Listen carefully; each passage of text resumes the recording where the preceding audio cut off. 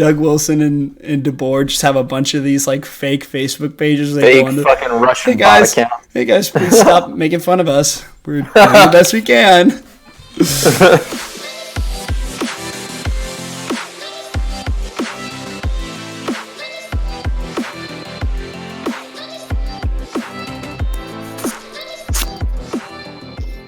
All right, let's just do this. This is going to be episode number 3, Tank Talk, a show where we shit talk the Sharks. I mean, It's evolved into that. Talk about the San Jose Sharks and their season, how they're doing. We really wanted to wait until there was something good to have an episode. We spent a good amount of time not recording one of these, just waiting, till we see something good so we don't have to be depressing again, but saw nothing good, so here we go. We have to be depressing again. Let's talk about this shit show. Jeff, how are you doing? How's it been since our last episode?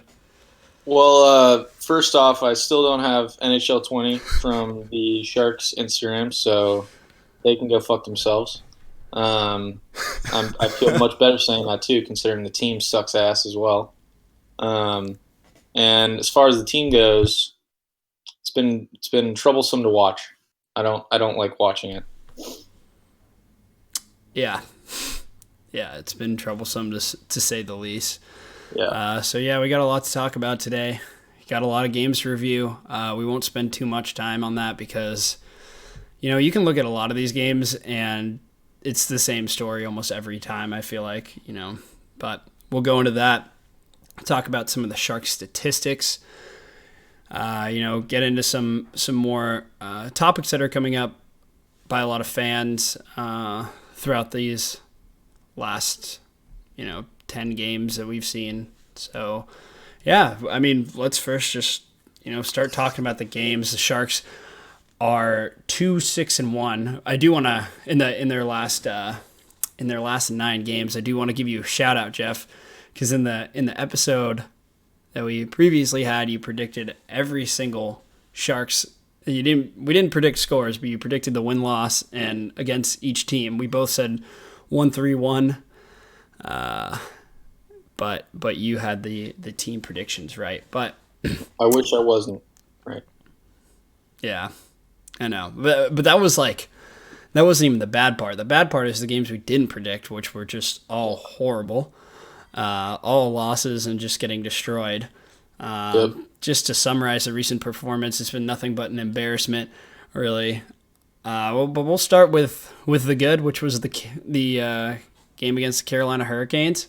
Sharks won 5-2, even though they got outshot 22-38.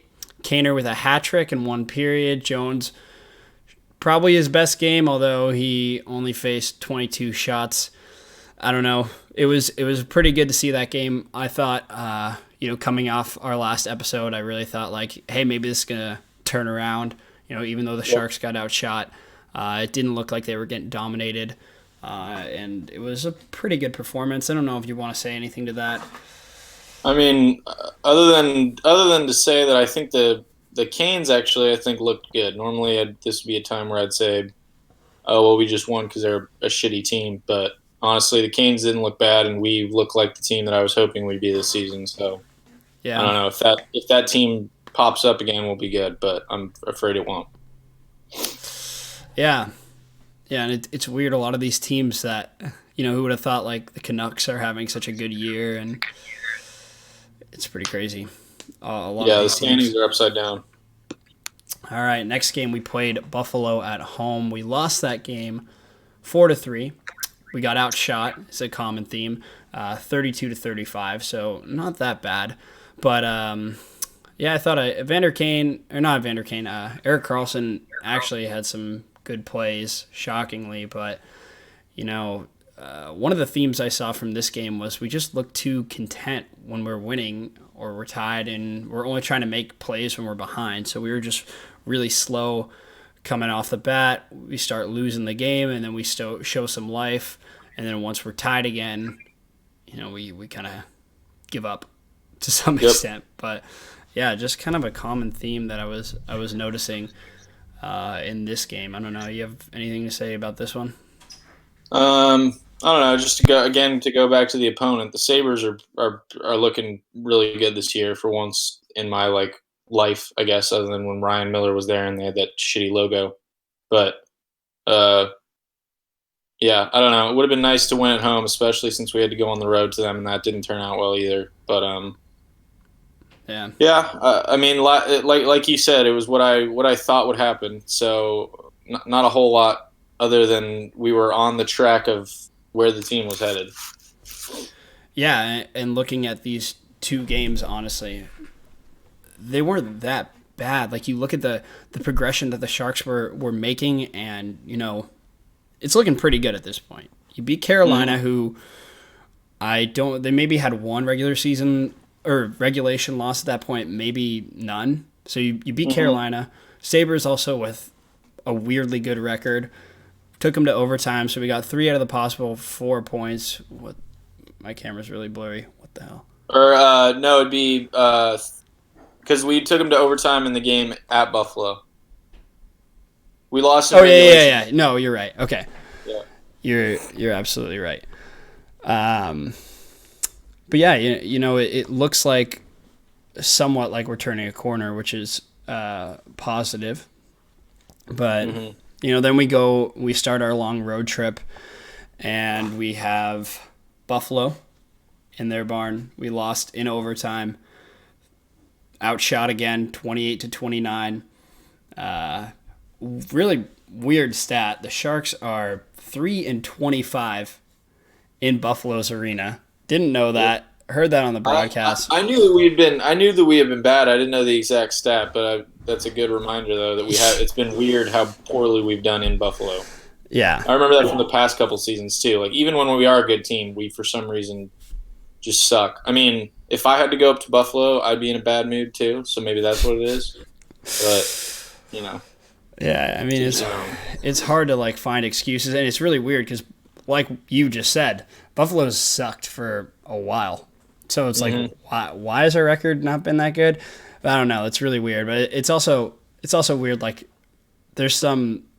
I don't have the exact stat, but there's also like that kind of record that we have against the Canadians where we always beat the Canadians. So, who knows why, what the reason is. But yeah, in that game against Ottawa, outshot again.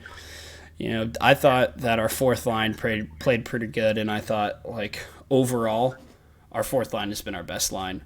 I don't think there's a better line that the Sharks have had, and they've just relative been to consistent. Yeah, what they should be. Yeah, yeah, and some nights they're the only line putting up points, which is pretty crazy. I thought this game, in a whole, the fourth line's been playing the best. I thought this game was the best example on it.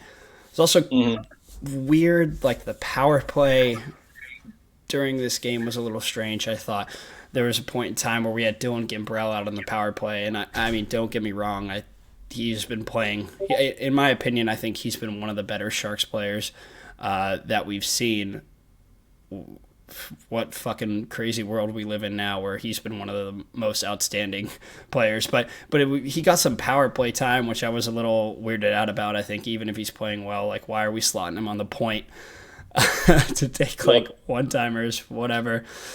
Jones, I don't know, man. Jones is I mean, I'm sure we'll talk more in depth about Jones, but a common theme is, he makes these spectacular saves. I see, because our D just give up insane chances, and then somehow, he lets one in 5-hole or a soft one in, and ones that, just really aren't that forgivable. As a fan, when you watch, like those are the ones that leave like a bad taste in your mouth, and those are the ones he lets in. Yeah. Another thing that I noticed from this was just penalties. We're taking such stupid penalties. It's not even like good penalties. It's like, we'll have the puck and then like try to make our move around something. I think Hurdle had the puck, tried to make a move around someone, got a high sticking call, or we'll just like have this like kind of weak like. When you've played so much hockey, like, and you're going in on the boards, like, you should be like putting your stick in certain places. Like, we're getting tripping penalties for just like pushing our stick at these guys' skates, and it's like pretty common stuff. Like, you need to outwork, and we're taking penalties because we're not outworking. They're down I penalties. also would add too, like, and this is a total like fan homer thing to say, but we have not gotten a whole lot of calls for us, and like we'll talk about in the Jets game, I think is a perfect Oh, example of that oh my because god. the Jets game was a joke with how that was officiated. Like we should have won. I mean, if it wasn't Hellebuck too, like all credit to him. I'm not going to give credit to the Jets players because they didn't play well, but like the refs really screwed us in that game, and that's also been a sort of a theme in some games. But I mean, if you're not playing well, you're not going to get the calls. So Yeah. Yeah. So that's I don't know. That's kind of enough of the Sabre series, in my opinion. yeah, Let's go on to a win. A win that I didn't really find convincing at all, but we won yep, because for some reason Carey Price just doesn't like to play goalie when we play against him, and thank you, Carey, for giving us yeah, that that's win. fine. Sharks beat the Canadians away, outshot again, 23-37.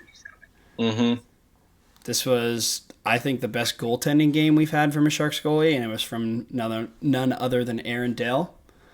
Uh, I don't know. I really don't have much to say about this game. I wasn't really impressed by this win, but I Well, and felt good getting it. Montreal sucks too. They looked terrible. So Yeah, I don't even know where they're at in the standings right now. they're higher than us. They're, I I mean, mean, mostly everybody's higher. Okay, Montreal's like average as hell. They're 7-5-2, but they didn't look like a good hockey team, and we basically just I don't know. We just outplayed them for once. yeah. It didn't even seem like we were outplaying them. Like, I don't know. To just have like 23, and this is like very consistent in these games, minus Jets. the Jets and the Senators. We actually outshot the Senators and had above 30 shots, which was good. But this is consistent. Is like we're getting like low 20s, sometimes even high teens, which to like come out of a game. Yeah, we'll talk about this at the Leafs game, but coming out of a game with less than 20 shots, I think is just an embarrassment. But yeah, that I don't really have much to say about the Canadiens game. Good game for Yeah. Aaron Dell. Good to get a win. Not that great for the Sharks. I honestly like the OT loss against the Sabres better, in my opinion. But Yeah, no, I agree. yeah. All right, then we go make a trip to Toronto, lose to the Leafs 4-1, and we were outshot 17-27. Like I was saying, really embarrassing to get below 20 shots. 17 fucking shots. Yeah, just we're And not I think testing the goalies. that was a Friday night game in Toronto, and we have so many boys from the Toronto area. Like you'd think they'd be showing up, but Yeah, no. yeah. And we go over to Ottawa, who we think, after Canadians game last year, we played the Canadians and then played the Senators, kind of turned our season around from there. There was kind of a rough patch we were going through, and then we played that Senators game. We thought, maybe this will turn our season around. Go to play the Senators. We outshoot the Senators, but we have the great pair of Erik Karlsson and Brendan Dillon being at a -4. At the end of the Dude, good game, God. at the end of the game, Pierre Deboer was interviewed and said, and it was called out like, "Hey, these guys are -4. What are you doing about that?" And he responds with, that's not the only time they're minus. That's not the only place they're minus. They're constantly in the minus, kind of calling them out, Mm-hmm. which I like. I like DeBoer calling out his players, and Erik Karlsson getting paid as much as he does. He needs to be better. He needs to be better Yep. defensively. First and foremost, he's a defenseman. Yeah, everyone knows him for his great offense, but yeah, he needs to be better down there. Well, And and the money too, like the amount of money that we're throwing behind him, and he's like, it's insane actually. How and what going back, I forget which game. I think it was the first Sabres game. Carlson had 2 points in that game, but he was a -2, which means he was on the ice for all 4 goals that we gave up, which is ridiculous. Like, yeah, unless those were power play, which I don't yeah, think. yeah, I don't have the that's stat on that, but yeah, it's so at that point, losing to the Senators, who have like half an AHL team, Yeah. Like it's pretty embarrassing. And yeah, they like Deller gets pulled for the first time ever in that game. So that's kind of a fun stat. Dell has never been pulled, and he got the pull there, which In Ottawa. yeah, against the Senators. Yeah. So that's fun, I guess. And following up his good performance too against the Yeah, Canadiens. following up with the best goaltending we've seen out of this team so far, but whatever. So Sharks lose to the Senators, and now I think at this point it's starting to look bad. We just lost to the Senators, and we're about to play the Bruins, who's arguably the strongest team right now. Insane. Yeah, I like think the Bruins are so fucking good. yeah, and we're playing them in Boston. I just had I knew coming into this game, I was like, this is going to be a loss. I just want to see the Sharks fight. And did we see the Sharks fight? No, we didn't. Well, not till the third period where they all got thrown out of the game. Couture but hugging literally Brad Marchand. But fight and whine like a bunch of little bit. Like Kaner looked like a little pussy. yeah. Sharks lose to the Bruins 1-5. Outshot. Another game was 17 shots to 41. This was a complete domination. And I even wanted four players on the bench. Yeah, so I try to watch every Sharks game with the Sharks broadcast because I love Randy, I love Jamie, but Honors boost. yeah, but when I went back to watch this review on NHL and I looked at some of the fights and stuff and it's all the Boston commentators and they're just shitting on the Sharks it's bad Yeah. They are just totally fuck those broadcasters. They're just roasting us. And what sucks too is it probably felt pretty good to be a Bruins fan right there. Our broadcasters would never do that. They're always looking for the silver lining. Yeah. And I mean, they're biased. They're biased towards us, but they're logical. They have a thing in their mind. It's okay, well, obviously, it's not all. But yeah, I watched the highlights too of the Bruins broadcast. During the Goodrow fight, which I didn't think by any means was a beatdown. I think Goodrow, if we had judges there a boxing match, he probably lost the fight. But the way they said it was an absolute fucking domination. And I'm like, dude, what the hell are you talking about? It was not an absolute domination. Calm the fuck down. And when fighting Barclay Goodrow, I think it was Brett Ritchie's fight with him. Yeah. Yeah, they were sucking his dick, man. I was like, holy shit, calm down. Yeah, and then when a lot of the Sharks players were getting ejected and Pierre Deboer got ejected, commentators are just saying oh, what a joke of an organization. And I was just oh. I don't think they said that exactly, but they were saying what a joke of a game and how we were just getting fucked. And you know what? I was thinking you know what? Fuck these guys, but they're so right. What are we even gonna say here? Our defense was so disappointing. Our line choices are just weird. At times we had a 4-on-4 and we had Thornton and Marleau out there together. What's gonna get done with those two? Those two are slow. They're old. I love those guys. I'm thankful they've been Sharks for so long, but you can't put those guys out on a 4-on-4 together. They're just too honestly slow. though they're not the problem. I'm not and Patty Marleau's been pretty dank since he's came back. I don't know. He's got the most points per game I think of anyone on the team except for Bernsey. And Kane? And okay, maybe actually honestly he might have more than because that Kane hat trick just bumped him up. Yeah, but regardless, and Joe too. When I've watched him, I haven't watched every minute because it's really fucking difficult to watch every minute. But Thornton hasn't looked horrible. I mean, he's certainly slow. He doesn't fucking move. He's a giant cone sometimes. Yeah. But at least he uses his body, protects the puck, he moves the puck around. He still sees the ice as well as he ever did. Yeah. He just does not have the physical, athletic prowess that he did before. No, I'm not, and I'm not saying that those guys are the problem. I'm not saying that Thornton and Marleau are the problem. I think everyone needs to step up. But what I'm saying is, the coaching decision to put those guys out on a 4-on-4, I just thought, why are you putting our two slowest guys out there together against the Bruins, who are a fast team? I just don't get why they were put together. The other thing that was really pissed me off too happened in the first period. So we give up a power play. Pasternak gets a power play goal, and what happens is like we challenge an offsides that happened earlier. And like the thing that's so frustrating about that is like we have a ton of iPads, a ton of angles to review this. Like you only challenge an offsides if you know it's an offsides because they're not Yeah, going to overturn it unless it's like clear. So don't challenge it unless and it's you don't clear. want a fucking penalty. Yeah. And it was just a horrible challenge. It was clear the other way. It was clear that it wasn't offsides. It was like distinct. Mm-hmm. And they challenged that. And then they go on a power play again and it's just like what the fuck are you doing? How does that happen? Yeah. I don't know. It's I mean, Pete. That's one of the times where you throw up a little red flag about Pete. but that's not even Pete challenging that. Pete gets word that we should challenge that. There are people that sit Well, but up. like you said though, I mean, Pete's right there on the ice. I don't know which side of the ice the offside call was on, whether it was on our side or It their side was of the it bench. was on our side. Okay, Pete has the final say. They have iPads everywhere. Like, even if he is relying on other people, then maybe he shouldn't be relying. Maybe like don't delegate to those people because they're not doing a good job.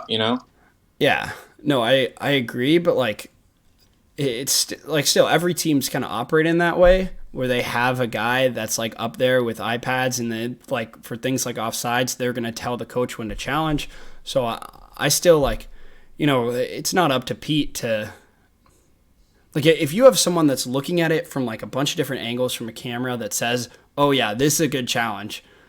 As a coach, when you're just sitting on the ice, there's tons of things going on. That's their sole job is to look for challenges. But Yeah, like a coach, not so much. So I would say like, I would trust that guy. I would just be like, okay, I'm gonna challenge that. But it's just frustrating about the Sharks and challenging that.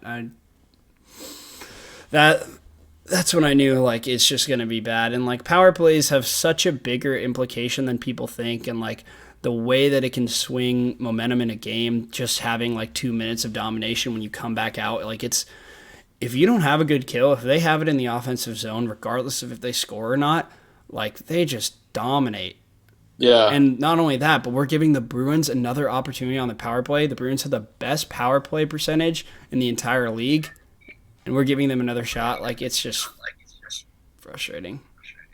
yeah. And the other thing too, like when you do have a penalty kill, you have the opportunity. Like even within a penalty kill, this is going to sound like super optimistic, but like even within a penalty kill, you have the opportunity to switch the momentum to your side if you dominate the penalty kill. Like when Vegas scored two fucking shorthanded goals on us, like that. Like you think going into the penalty, you're like, oh, the Sharks are fucking like we got a shot right here. But if the other team comes right back and just destroys on the penalty kill, then you have a chance. And it's like we don't destroy on the penalty kill. Like I don't know where we're ranked this year on PK, You want to know? but I doubt that it's good. We have the best PK in the league. Do we really? Yeah. We have the best penalty kill in the league. Doesn't make That any makes no sense. sense to me, but That's the only positive stat we actually have. But oh yeah, and I don't even necessarily think it's because we're like great at killing, like in terms of like just controlling the puck and getting it out of the zone a bunch. I just think that like oh shit, we do. Wow. yeah, we're like pretty solid with that. But still, like we're best PK versus best Bruins power play, and it didn't work out for us. So How many? What is this? What's this stat? Oh, opportunity. Okay. yeah, Sorry, I'm educating myself. you're good. The shorthanded goals is pretty ridiculous. Yeah. Overall, though, I just think like, and this is a frustration that I've had, like when we played against Vegas, played against Nashville. Mm-hmm. Now, when we played against the Bruins, when we play against legit contenders, like I'm not talking about the teams that may be contenders this year, like, when we're playing Edmonton or The Hurricanes. like the Hurricanes or the Sabres who just have like a good record right now. I'm talking about like what people consider to be like Stanley Cup contenders. We have not Vegas, looked Nashville, good. Yeah. Boston, We have been like completely fucked. dog shit. Yeah. Calgary was an okay. I mean, Calgary's a pretty good team. Again, I don't know how they're doing because they're in our division, which is kind of all up in the air and super weird. But yeah, that's kind of my thoughts on the Bruins game. You want to talk about the Jets game? Sharks lost yeah.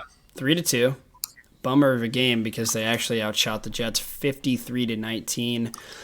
Definitely a game where quantity over quality. I bet they took a look, probably Deboer talking with the team, telling them like, hey, we've been having multiple games with 17 shots. Last year, the Sharks had one of the highest shot totals out of any team. I think Carolina had the best shot total. So they really put a lot of pucks on net. Hellebuck stood up big time. Hellebuck had a great game.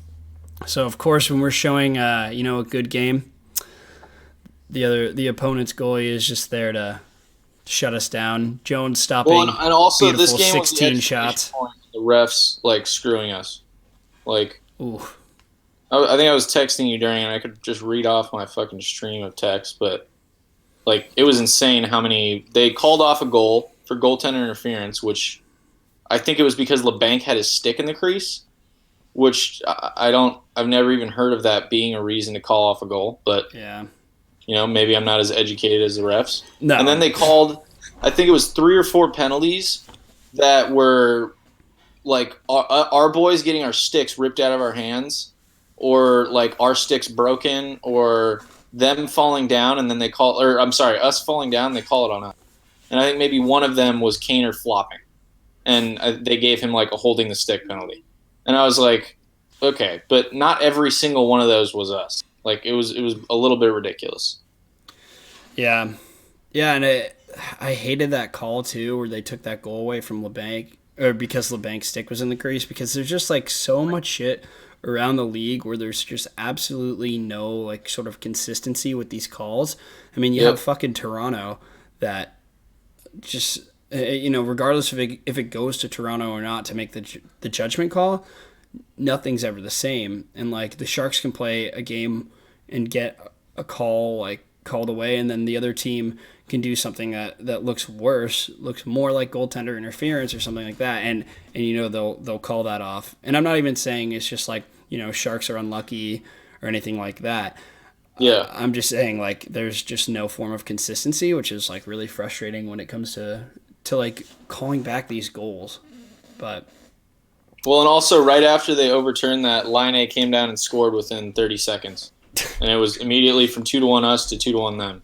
Yeah, and I don't know that game kicking the balls. That game, sure. I genuinely am not upset with the Sharks for once. That game was like the refs and just bad luck. What about Joner? You upset with him? 16 shots that he stopped out of 19. I mean, like at this point, Jones is shitty. I don't know, man. Like he's like a pretty consistent theme of. But I mean, that's to say, like that's not saying Dell's any better because Dell blows cock. He just had that one good game. I don't know. Yeah. Like, goaltending wise is a whole discussion. It's and we'll get to it. But dude, we're so stuck. Like Coronar or whatever, I'm going to say his name wrong. The guy down in minors seems like our best bet, and he should probably stay down in minors. Yeah, that guy should definitely develop. But I'm worried, We'll talk about this a little later because we got one more game to talk about, which is the Sharks versus the Canucks. Should we just move on? I was watching the fight, Elias like the Pettersson Diaz fight and all the undercards. But then, like in a break between the fight, I went to go check the score. Like, we're playing the Canucks. Things would probably be better than the Bruins and the Senators shit show that we watched. And it was 4-0 at intermission. I was like, holy shit, this team is a joke. Elias Pettersson just absolutely whipping his dick out and just shoving it in our face. Yeah. There's nothing pretty about that game. Slender Man. I don't even, I'm at a loss for words. We're kind of all saying the same thing about these Sharks games. They've been bad. Brendan Dillon was a solid -2 yet again. Yeah, and I wouldn't even blame Brendan Dillon that much too, which is no, I wouldn't either. But I'm just running theme here. Yeah, yeah. Timo Meyer had 4 shots, didn't score on any of them. That is another running theme. That fuck's got I think 4 points this season. So many guys are just fucking missing. Yeah. And that's just one of the big problems. Let's go into some great stats about the Sharks. 29th out of 31 teams, obviously, in goals against, 30th in scoring chances allowed, last in high danger chances. So chances determined to be, a good scoring opportunity. Our power play is about average, 13th in the league. Our PK is the best in the league. Really weird. Our two, Wait, we're last in high. Sorry to go back. We're last in high danger chances. Does that mean that we we are have the last least offensive high yeah, danger we are chances? we are absolutely last in the league at getting offensive chances. We are 30th in the league in giving up chances. Oh God. So that's just, great to have that combination. Our two stud defensemen, Norris Trophy winners, EK and Brent Burns, both a -13 and a -12. Our time shorthanded, so the amount of times that we've given up a penalty, we're second in the league, second most. We're one behind Calgary, so we've been in the box 57 times. And That this goes just back to coaching. yeah, sure. It goes back to team discipline, and it seems like we're playing the exact same way that we did last year, and it's not working because we lost a lot of good players. We lost a huge amount of goals. We lost essentially a second line on a good team: Pavelski, Donskoy, Nyquist. And last year we had these defensive breakdowns, these offensive problems, and our solution was just outscore it. And you know what? We can't do that this year. Yep. Guys are just not showing up when they need to. Timo. I could honestly everyone in my opinion, except for our fourth line and Burnsy and Kaner have been. but I would say Burns too. Like Burns is not. He needs to step up defensively. Like you're -12. You're constantly getting walked. Like just I don't get it. I still would say Burns is not anywhere where he needs to be. I'm just saying offensively, though, Burnsy has at least lived up to that part of his resume. Yeah, I mean, he's leading the team in points, so yeah, I guess that's good, but, he doesn't have very many points. Yeah. Yeah, so those are our great numbers the Sharks are posting this year. First team in the NHL to actually reach 10 losses. Who would have fucking thought that? Who would have thought that we were the first team to do it? But we were. And,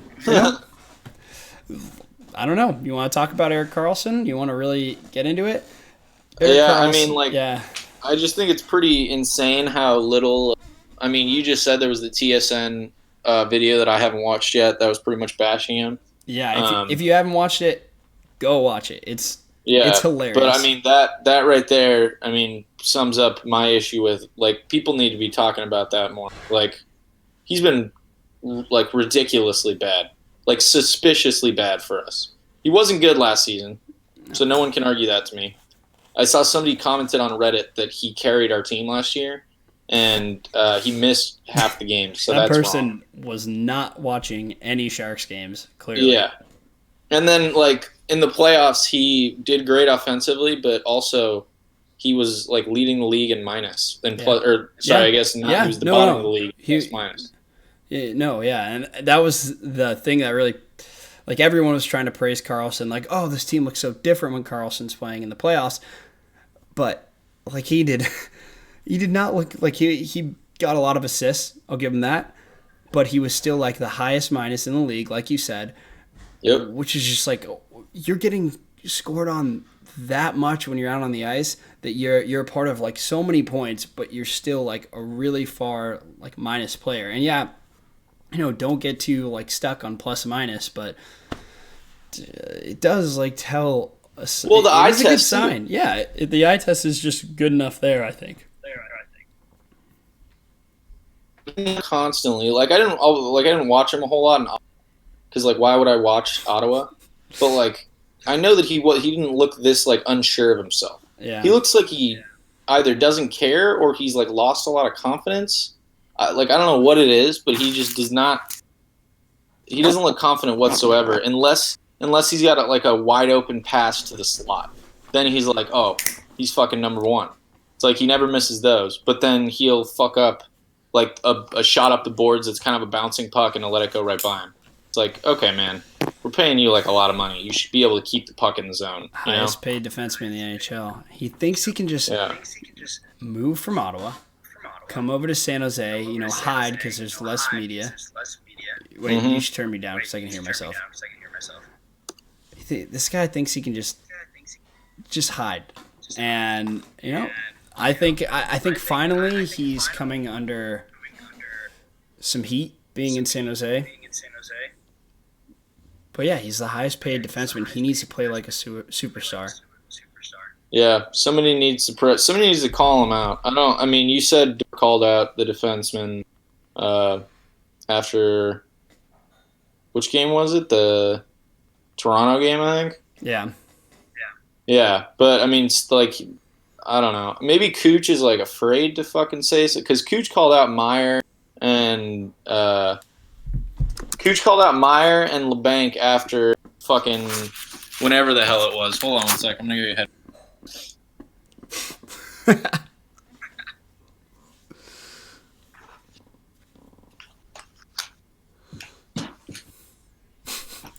Technical difficulties.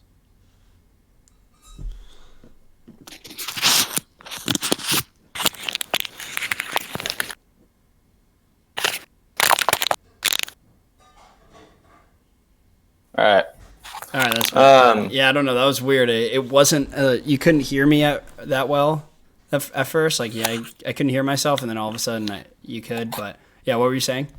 Yeah, but like Cooch, in my opinion, because I'm ripping on Cooch for being the captain, which I don't certainly deserves to be captain. I think he's done a pretty good job, but he needs to say something to fucking Erik Karlsson. I mean, I don't know that he maybe already has, but he needs to be like, hey man, what the fuck? Like maybe you're just shitting on your defensive responsibilities. Maybe, I mean, granted, Brendan Dillon's his partner, and I almost at this point though feel like I can't blame Brendan because he knows how bad he is, and so does the rest of the team. So, like, let's set things up so that Brendan Dillon could actually maybe succeed. Brendan Dillon's my favorite defenseman on the Sharks right now. You know why? Yeah, I mean, because he's the only one without a fucking no move clause. He's the only one that we could potentially ship away if need be. We got to find someone who wants him, though. Yeah, we're getting scraps at that point, I feel like. But yeah, that's desperation mode for sure. Yeah, I don't even know if, like, Karlsson or, like, Cooch can even go to Karlsson and say something like that. But this was a guy that was, like, thought to be, like, the Sidney Crosby of defensemen, just, like, an insane player, a complete superstar. And he's just getting excuses all day. He got excuses all last year. He's getting excuses all this year. Like, at what point are we allowed to be like, this guy sucks. This guy's definitely not worth the money. Like, you can say that we're just hating. I hear a lot more people, coming out and saying they have problems with Erik Karlsson. I felt like last year, there's just a smaller majority. This year, people are starting to say that. But, like, last year, it's like, oh, don't worry about it. He's got a groin injury. He's playing injured. Whatever. His wife's getting bullied. This year, it's he just became a father. Like, that's great. I want to give him the benefit of the doubt and everything. Like, I don't want to hate the Sharks. It should make you play better. Like, it's not an excuse that you shouldn't be playing well. Like, I don't, like, I had a kid, so I'm not. Like, well, you were shitty before this, and now you're still shitty. Like, let that kid inspire you. I don't fucking know. Yeah, but like, I want to give Karlsson the benefit of the doubt, and I want to, like, not hate on him because obviously I want to see him do really well, but he's not done well. And at what point is the community consensus that this guy fucking sucks? Yep. And actually, I think that community consensus came in against the Jets when he was announced, and the fans booed him a little bit, which I thought was pretty fucking crazy for Sharks. For Sharks fans, yeah, like, I agree. If you're getting booed at the tank when you're a Sharks player, you fucking better step it up. Yeah, because the Sharks don't do that. Like, we're too nice. Yeah, we are. Yeah.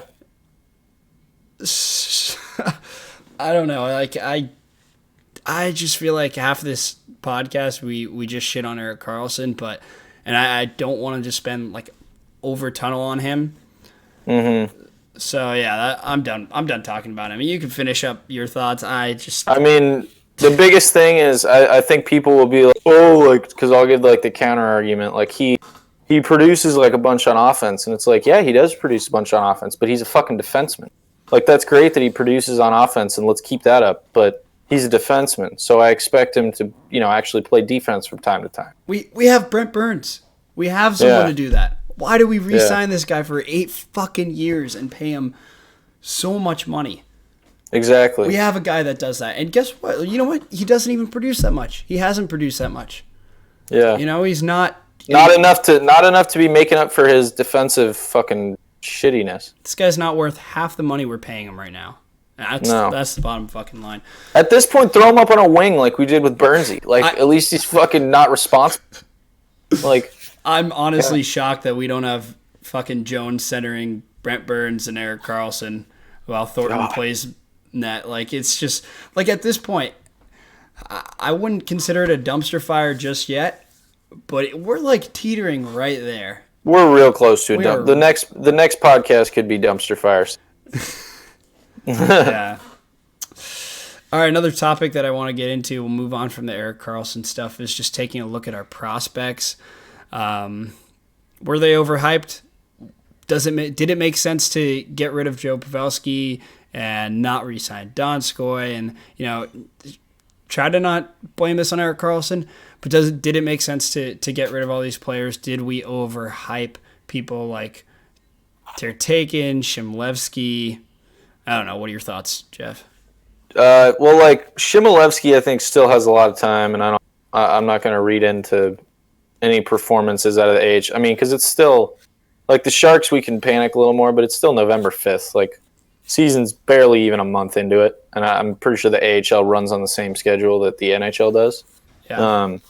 And Shimlevsky, I still have a lot of faith in. I think he could be dank. Tertaken, I didn't really know much when the season started, and then I kind of looked into him, and I wasn't that impressed. So if he's not doing well, then, like, I don't know. I didn't have much expectations for him anyway. Yeah. And then as far as Bergman goes, I thought Bergman's in the minors, or is he not? Tertaken, Bergman, and Shimlevsky have not really shown up in the minors all that well. Okay. Their points are just not that good. And, like, Shimlevsky, too, was, like, really hyped up by our team and by, like, a lot of the media, because this was a 6th-round draft pick that would come in, after his minors season was over and play for the Barracuda and just, like, do really well. But, this is his first full season here at the Barracuda, and it's not looking very good. I mean, again, it's 6 games. 6 games he's played. Yeah, and I'm not saying, like, I expect this guy to be really good. I'm saying, did Doug Wilson expect this guy to be really good? Because, we don't sign these offensive threats. We doubled down on Erik Karlsson to say, like, hey, we can still put up the points. We got these good prospects. We got Tertaken, we got Bergman, we've got Shimlevsky. These guys haven't looked that good when they come in. Whatever. Put them back down to the minors. We're kind of just swapping between these guys. And, we didn't want Marleau. We didn't sign Marleau. Probably because Doug Wilson came out and said, oh, it's not in our plan. Well, why is it not in the plan? Because you thought your prospects were going to be, like, good enough that you didn't need to re-sign Marleau. Yep. Things aren't going well. You just need to bring Marleau in, see if it stirs the pot a little bit. Okay, Shimlevsky is these are last season stats. He wasn't even. But Shimlevsky has played 6 games and he's at -4 with an assist. So those are bad stats. But still, 6 games is barely anything. Like, he's still got a lot of time. I'm definitely not selling on Shimlevsky yet. Tertaken, I don't even fucking. Or it's you're taken.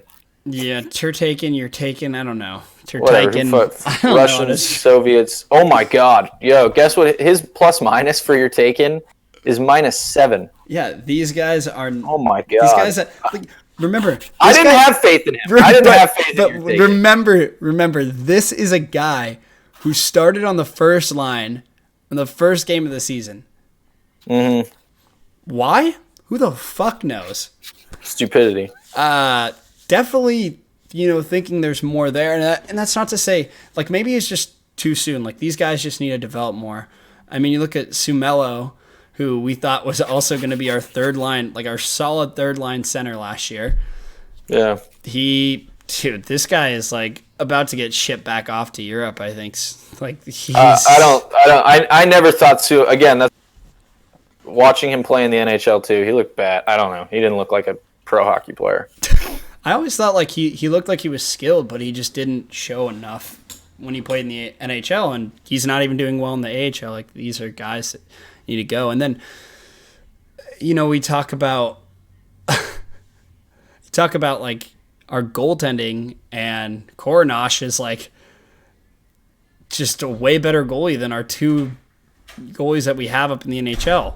Why? I'm way more excited about him. Yeah, and I'm worried that we're going to get to a point where we just need to like try everything. We're going to just try to throw him in there when he is not ready. He's not going to look good, and yeah, we're going to waste him. That's for some reason. That's gonna suck, and not to mention that we had two good AHL defensemen. We had goalies.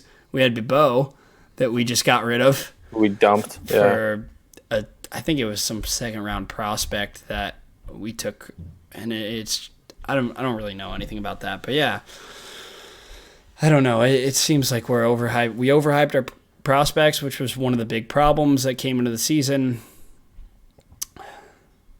And that just... we traded Deboer to the Avs for Malache. I don't know who that is.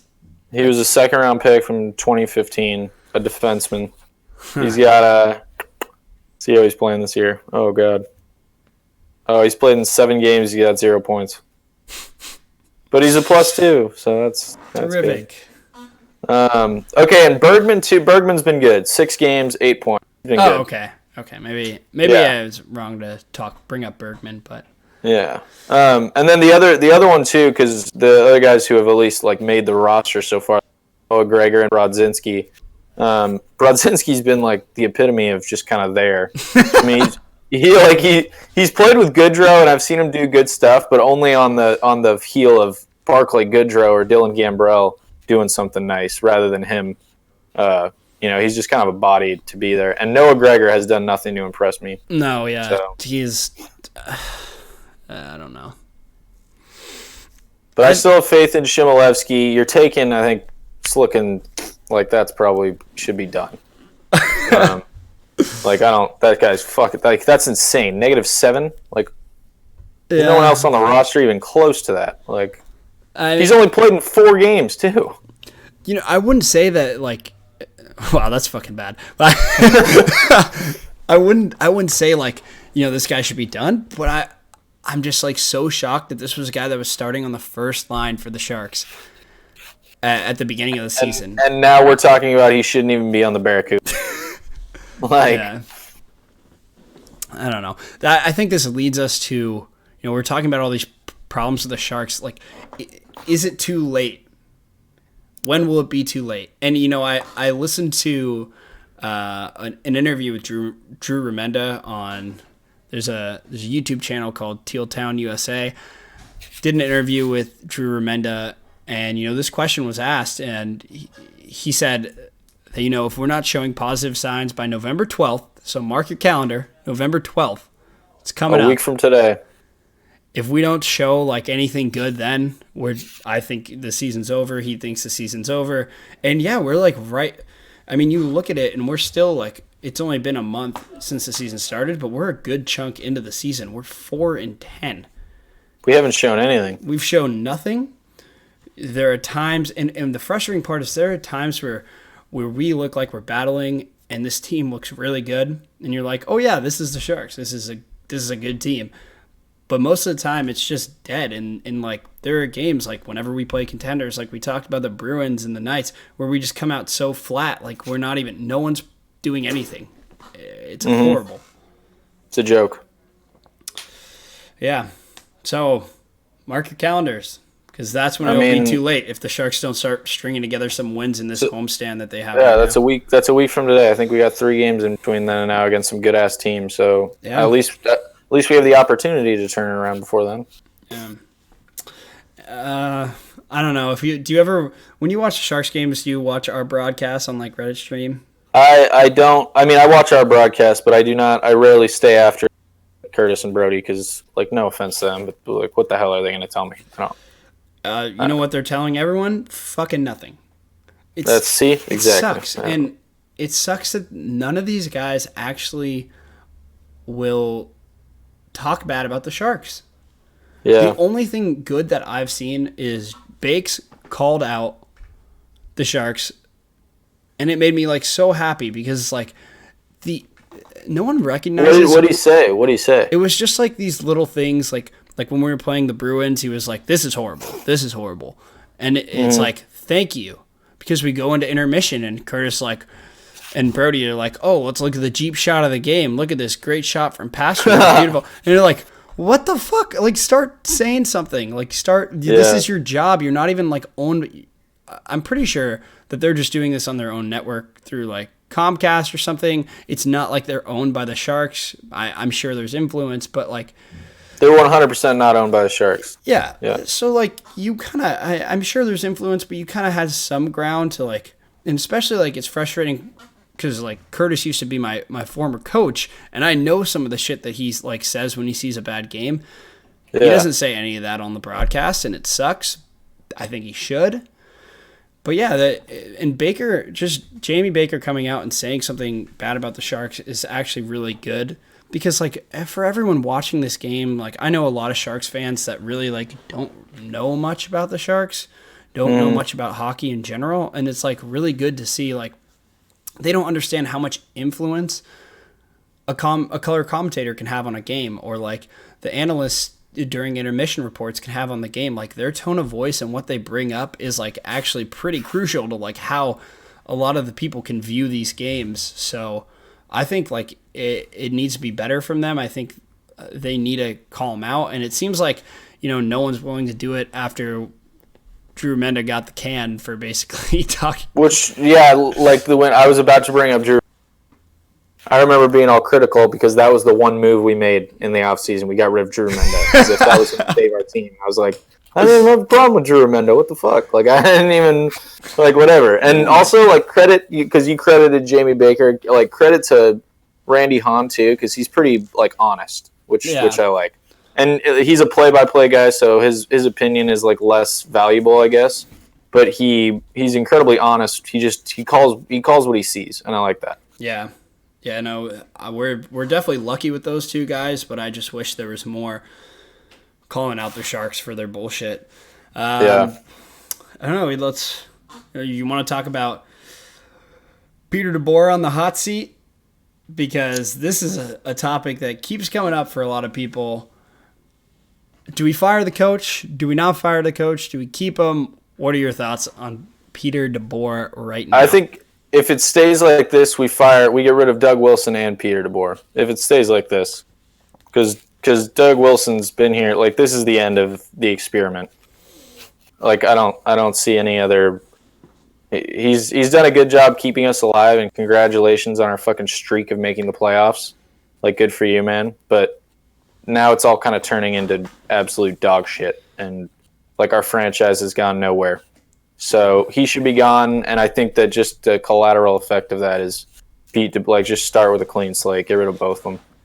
Because we'll probably, if we stay on this track too, we'll probably be dumping off players as well. So. Okay, so do you think we're at that point right now where we need to do that? No, we're not at the point yet where we need to do that. I would say a better way to put it though is if somebody's going to get fired, it should be Doug Wilson first. Doug Wilson and then Peter Deboer. And then I think the domino effect is just going to lead to Deboer being gone and a good amount of our players. Yeah. And what's interesting too, so I'll break this down into, at least when I talk about, I'll break it down into first talking about Peter Deboer, and then we can go into Doug Wilson some more. But it seems like if things aren't turned around, Doug's just going to fire him. I think that's what's going to happen. Like when I think about what's reasonably going to happen, I think the only option is to fire the coach. What are you going to do? Pull Couture's captaincy? Probably not. Yeah. Will that even do anything? No. You can't fire the players. You can't. It's like a problem with hockey. And the question is like, who are you going to get at this point? Like, who the fuck cares who you get? Yeah, exactly. If we get to the point where it's so bad, you just have to like give someone a shot, whether it's like promoting someone from within or, you know, hiring someone from the outside. You got to give someone a shot, you know, regardless. Yeah. But I think Peter Deboer is on the hot seat for sure. We got to. Deboer's just going to be the first sacrifice that hits to like feed the people like us who are asking for some shit to change. And Deboer's going to be the fucking sacrificial lamb. But the problem is Doug Wilson should be the guy that's gone. But that goes up to our ownership, and they fucking are non-existent as far as the Sharks go. So yeah, Hassel Plattner probably loves Doug because he's a businessman. He gets money every time the Sharks are going to the playoffs. But just to bring it back to Peter Deboer for a second, something came into my mind when we were talking about this, which is like, would we be having this conversation if Peter Deboer, if we lost to Vegas? Would we be like calling for his head then? And I'm not saying me and you. I'm saying like, because I mean, we kind of have gone back and forth. Lost to Vegas in the playoffs. Yeah, first round, which means like, yeah, he brought us to a final, but then after that, you know, just horrible first round exits every year. So, what do you think? I don't know. I have a big problem. The coach to me is such a small I think I view it as a smaller aspect than other people do. Mm-hmm. Like I said, the coach is just the first to go. That's really what it is. Like the coach to me is more of a signal that something is really wrong, and like, oh, here, this will be our first attempt at fixing it. Maybe it's the coach. But more than likely, it's a problem that goes a lot deeper. So I wouldn't have been all over Pete's ass if we had lost in the first round. I probably would have been all over the Sharks' ass, and Pete would have been a nice thing to, you know, quench my thirst of anger. But he wouldn't have been enough, and he will not be enough to just get rid of him. He can't. I don't know. Yeah. I don't think a coach can fix it. I mean maybe, but Pete still brought us to our first Stanley Cup, and like, I don't know. Yeah. I don't know. I've always wondered what it would be like to have a John Tortorella. Dude, Torch would be dope. I'd be down for that. And I think that Peter Deboer's presence. I mean, I'm obviously this year it doesn't look good, but if you just look at the last year, it's been good. Like we have a lot of leaders, and Deboer is not a guy that's gonna like, you know, get in there and just like start yelling. He's more of like a calm and collected person, which is probably better for a group of veterans. But he can also be a dick, which I like. I like that about him. He can be a dick.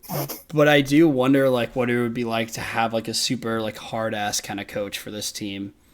Yeah. Oh well, we're not gonna see it. Yeah. So, you think Doug Wilson's on the hot seat? I think he should be. I think he should be. He should be on the hot seat. I think that Doug Wilson has brought this team to a big stop. I think we're kind of fucked at this point. He's made some characteristic decisions throughout his time. He's been a great GM overall, but I think the decisions that he's made these past couple years to sign long-term deals to these players that maybe we didn't need to sign long-term deals to, I think that's going to kill him in the end. We have a ton of long-term contracts for high amounts. That Vlasic contract looks horrible right now. Vlasic's playing like shit. Vlasic's Kane's on for a long time. Burns is on for a long time. Erik Karlsson on for a long time. And put the cherry on top of that, all these guys have no move clauses, thankfully. And the goalie situation is completely fucked. Goalie's fucked. I do not understand how Doug Wilson goes back-to-back this year without changing a goalie up. Like, Absolutely. Jones looks so bad. Yeah, he had some good games in the playoffs, but he looked so bad. He had an entire regular season to turn it around. Like, just do something about it. Yep, and then we didn't get anyone. We didn't get any. Sure, I'm sure he's a nice guy, and he went to Dakota, and that's sick. But Like, he was not at all. He was barely even a great backup. I mean, he is a solid backup, but he's not anything that's going to threaten Martin Jones or motivate him to be like, oh, I might lose my starting job. It's like, no, Jones knows he could literally have like an above 3.5. And like the next thing we're going to go to is, oh, should we bring up Coronar, which no one wants to do. No. So, yeah. Yeah, it sucks because Jones it doesn't seem like there's ever a world where Dell's just going to start over Jones like consistently. I know we talked about the possibility last year when Jones was having an off year, but even Dell was bad. Both these guys are, I think, in the 40s for goaltenders in terms of stats. So both of them not even considered starting goalies in stat-wise. Dell, I just think, is one of those goalies. He's not like a hot prospect. He's not like maybe a guy who's young that, could potentially take a position away from Jones. He's just kind of an average backup goalie. He's a goalie. Yeah. He's like Stalock. I mean, at least Stalock, though, was more exciting. Puck around like a baseball bat, but... Yeah. So I also think Doug should be on the hot seat. I think we've got zero flexibility in this team, and it's really going to fucking hurt us. And I don't think he's going to go. I don't think that, I think our ownership is loving Doug, regardless of, we're in a shitty spot, but I don't think they're even considering it because they just, have gotten so much money from Doug and all the times they've put him in the playoffs. Imagine Doug getting us one Stanley Cup, and then we have, a bunch of bad years after that. Yeah. I don't know. All right, you want to talk about the week coming up? Yeah, sure. We got Chicago in a half hour. Half hour for Chicago. Here, I'll throw the lineup on here.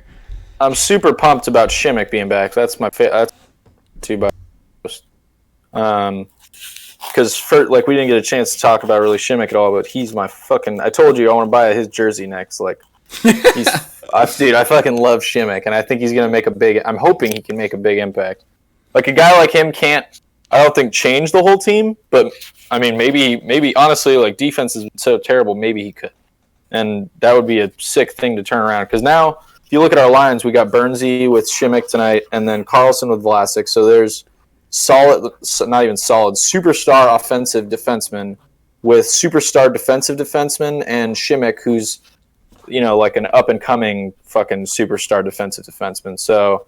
And that last defensive line, Ferraro and Dillon, will be pretty interesting.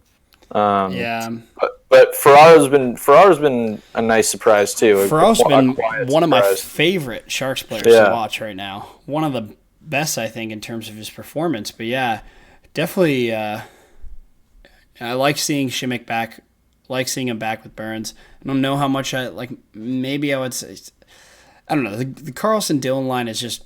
I think it was okay, kind of bad last year, but the Vlasic Carlson, it's a train wreck. Yeah, but the Vlasic Carlson line last year was also bad. So what the fuck are you gonna do with that? Whatever, I guess. But Simek Bernsey though is a beauty of a line. Those two were fucking nice. Yeah. But I at this point just throw whoever to fucking get her and let's see what sticks. And I think that's what he's doing. You know how Deboer loves his pairs, keeping, it used to be Couture and Meyer moving down with Hurdle and Barkley Goodrow. But I also look at this fourth line that we're starting. We got Bergman, Gregor, and Radil. That line sucks. Yeah. Not the best. But we moved up Goodrow. Or actually, I don't even know if he was there against the Canucks. Yeah. Oh, Alexa just responded to me. So whatever. I don't know. I think, if we just do this quick because we've been running for a while, we got Chicago, Minnesota, Nashville, Edmonton, and you would generally look at Chicago and you would look at Minnesota and you would say, those should be two good wins, but no one's an easy win at this point. Yeah. We got two games where we need to show up fucking big. And then we got Nashville and Edmonton, and we're playing Nashville again. I think the biggest thing coming out of this week is I want to see fucking something from them against Nashville. I don't want to get rolled by another team that's like a contender. Yeah. And the way that I look at these next 4 games is Chicago, Minnesota can warm us up nice and well if we can actually get hot in one of these games and roll right into Nashville, because Edmonton's a real good team too. And I told my buddy earlier too, some Rangers fan, I was like, Edmonton's not going to hold on to this, and I still don't think Edmonton's going to hold on to this hot streak that they've started off with. But they're a good team too. So if we can get hot though against Chicago and Minnesota and roll into Nashville, Edmonton with some wins, then we can do something big. But again, that's optimism. Yeah, it's optimism for sure. I just don't. It's too hard to determine how the outcome of these games are going to be, because this is a completely different team that we've ever seen. Like, the Sharks just don't play very well. But to wrap this up, we're going to do something that, I finally found some people talking shit about the Sharks, and I love it. Fan sentiment. Going through the Facebook page, just seeing some of the comments. We'll start with the first one being optimism about the Sharks. The first comment says, "You guys have no idea how lucky you are to have such a great organization, from the GM to Peter and all the players." Peter. "You have no idea how special these players are. Sure, things aren't going according to plan right now, but they would be the first to want to correct this and at the same time be great individuals that they are." What are your thoughts on this? Is this an overreaction? Do we say this guy's an idiot? I think Doug Wilson made that comment. Holy shit! Like, that was too. Like, I love the optimism and positivity is great, but my God, that was just fluffing up the fucking. Sure, things are not going to, but they would be the first to want to correct this. Like, well, no duh, they'd be the first to want to correct it. They're the head coach and the GM. Like, I'm hoping they're not sitting up in their offices being like, let's make this as bad as possible. So that's my response to that comment. Doug Wilson and Deboer just have a bunch of these like fake Facebook pages. Fake fucking Russian bot account. Hey guys, please stop making fun of us. We're doing the best we can. All right, second comment is our suggestion to fix things. Now this is pretty funny. It says, "Scrap Jones, get Pavs back, take the C from Logan. At this rate, we'll be lucky to even make playoffs." Now, I think can't get Pavs back, but whatever. What do you think about this comment? I mean, in an ideal world, I would take the first 2 out of those 3, and I love Joner, but he's I really love Joner. When we got him, I was so happy, and when he took us to the finals, I was so happy. But yeah, if it was possible to scrap him and his contract and go get someone else, that'd be great. If we could get Pavs back, that'd be great. I don't think we should take the C away from Cooch. I don't agree with that at all. But yeah, no, I'm with you, and we'll keep just running through this. Be quick about it.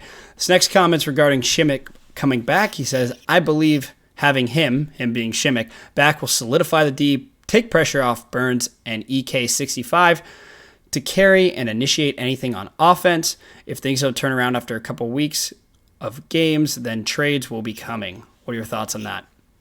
Solid analysis. I don't know that actually I agree with most of that. I don't think that if there was pressure on Burns and EK, they certainly weren't showing it, or they were responding incredibly poorly. Yeah. But yeah, I agree. I think Shimmick's a bigger deal than a lot of people think he is. Yeah. The thing I definitely don't like about this comment was it says that they believe having him back will solidify the D. I agree with that. It can help defensively, but it says it might take pressure off Burns and EK65 to carry and initiate anything off on offense. I don't agree with that. Like, I don't think Simek was never the answer offensively. No, not at all. But, I do hope this is going to be a big step in the right direction. And, like, when Simek was slotted in originally, the Sharks played so much better. So, we'll see how that goes. Next comment came after the Canucks game, and it's some speculation going on. It says something is hugely negative must be going on behind the scenes. The entire team seems to be mentally absent. Thoughts on that? I could definitely see that being the case, but the Sharks do like, to credit them for anything, they do a good job of keeping the doors closed on that kind of stuff. And if they do want anything to get, emotionally do it, like Cooch calling out Timo in the interview, Pete calling out people in the press conference. But they do a good job of keeping things locked up, which I actually like the Sharks for. So that could be the case, but there's no way to know for sure. Yeah. I don't know. I know that the Sharks have always been touted to be, or like have one of the best dressing rooms. I mean, you got so many great veterans that have gone through a bunch of bullshit. I don't think something so, like, the negative thing that's going on behind the scenes is you're losing, so everyone's fucking pissed off. Like, no one in a team environment is happy. You know, you're not going out for drinks after the game when you guys are getting shit on, so I guess the team environment's not great, but that's because you're losing games. I don't think that there's, personally, I don't think that there's something behind the scenes going on that's like pretty crazy. But yeah, we wouldn't know. Sharks are good at keeping that locked up, and, you know, we just don't even... Like, there aren't even enough reporters in California that would cover enough Sharks hockey. Exactly. So who the fuck cares? Yeah. They would say. One of the responses is to this comment, interesting response, but it's like the what's going on behind the scenes. It says, Doug Wilson needs to be fired for selling out the franchise for Erik Karlsson. He lost his mind with that deal. He's ruined the team. He had plenty of years to win a cup. Time to get rid of him. Yeah, we already kind of talked about this. I'd say he's on the hot seat. This is like the little devil on my shoulder. Just talking in your ear. Yeah. Yeah. So, agree or disagree? Say it's time for him to go, or I think it's an overly emotional response, but it's not far off. I mean, he's right. He certainly did sell out the franchise for Erik Karlsson. I'm leaving out needs to be fired because that remains to be seen, I think, but it's getting real close to that. And yeah, I think he lost his mind with the deal.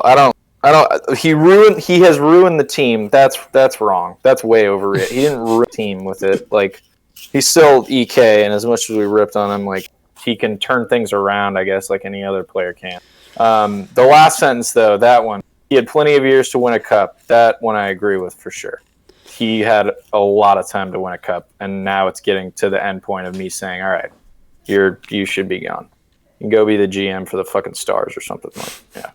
Sorry, again, that's the overly emotional. Yeah, and the one thing I'll say about he has ruined the team that I have to give like a little agreement to is the no move clauses. I think like it's given our team zero flexibility whatsoever. We have no flexibility. This team has none. You can't trade. The only thing you can trade away if you're going to do a trade is Brennan Dillon. That's the best asset we have to trade. So in terms of like, start, if this year goes to shit, we want to start from scratch and do a full rebuild. No, it can't happen. You got to wait out these contracts. So yeah. All right. That's all I got to fucking say on this shit. I mean, hopefully this game tonight start rolling. Yeah.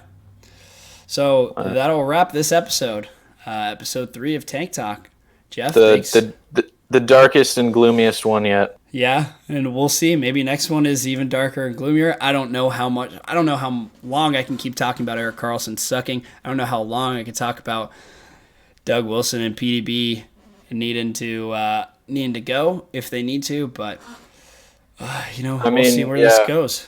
The next episode might just be a list of names to start trading. I don't know. Yeah, everyone needs to step up. Yep, and that's just how I think it should be left. So yeah, as always, Jeff, thanks for doing this longer episode. Absolutely. We'll see you. We'll see you the next time. Hopefully, we got some positive stuff to talk about. Yeah, let's pray for positive news, everybody. Sharks fans. Seriously. All right. See you, Jeff. Later, man.